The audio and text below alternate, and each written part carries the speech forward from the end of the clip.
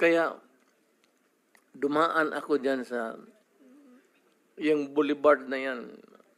You'll be familiar because you're from Mindanao. Diyan kami nakatira sa nagkarinderya ang nanay ko noon nung dumating kami sa.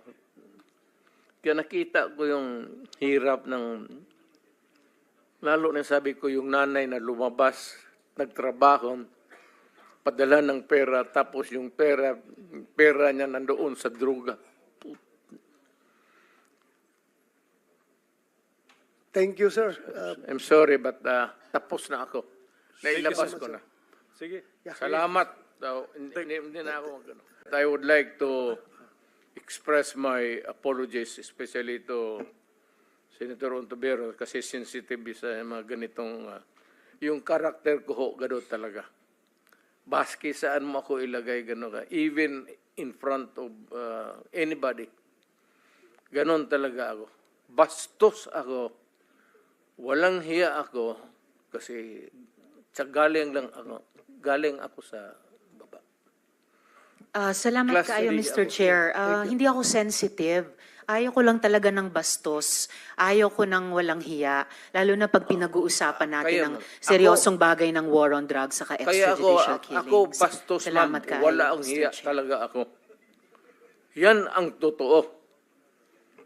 Tigilin na po natin yung pagsisira at paninira sa mga Hindi ba institusyon. paninira, ma'am? Because we need- Sinasabi ko, para sabihin kulang. pero may nasabi Hindi rin nila kasalanan.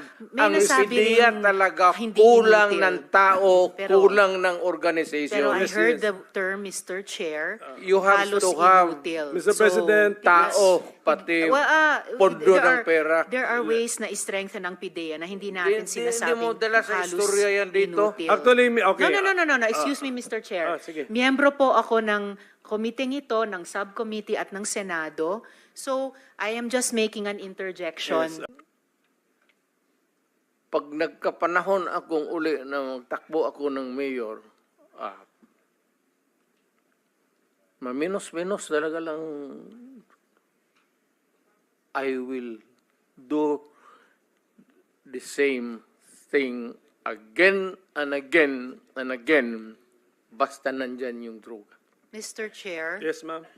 Mr. Chair, I believe we've given the proper leeway and respect to the former president. Hindi po ito midnight COVID briefing, and I hope we can stay on track.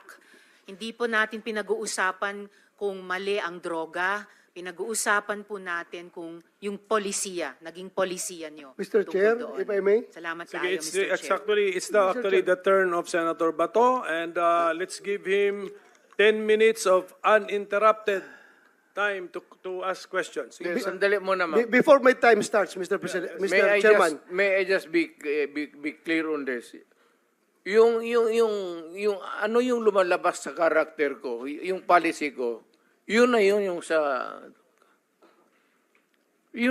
experience ko, kaya lumalabas yung sa utak ko, pati bunganga ko. Yun na yung galit ko. Galit talaga ako sa droga, sasabihin ko sa inyo. Mainit ako. Thank you. Thank you, Mr. President. Lahat tayo, we are all the product of our own experiences. Tama. Sige, Senator Bato, you have the floor. Yeah, thank you, Mr. Chair. I just would like to remind our colleagues, Mr. Chair, if I may, that we invited the former president to listen to him. Sana kung magsalita siya, bigyan na naman natin ng time dahil pumunta siya dito eh. Si Senator De Lima kanina, haba-haba ng sinasabi. I never interrupted her. Kahit anong sinasabi ng mahaba. But, itong ating nag-raise pa nga ng hand yan kasi gusto niya magsalita. Sana, hintayin natin matapos. Huwag natin i-interrupt, Mr. Chair. Yun lang po. Nagpapalabas na ako ng aking observation. Salamat sa Senator, pero yun, nasabi ko na rin, nalabas ko na yung galit ko. It's really a rage dito sa... anak lang rin ako ng mahirap. Dumating kami ng Davao na we have to hack. Puro kahoy pa yan. We have to clear the forest para makapwesto kami. Kaya dumaan ako dyan sa yung boulevard na yan. You will be familiar because you're from Mindanao. Diyan kami nakatira sa nagkarinderya ang nanay ko noon nung dumating kami sa.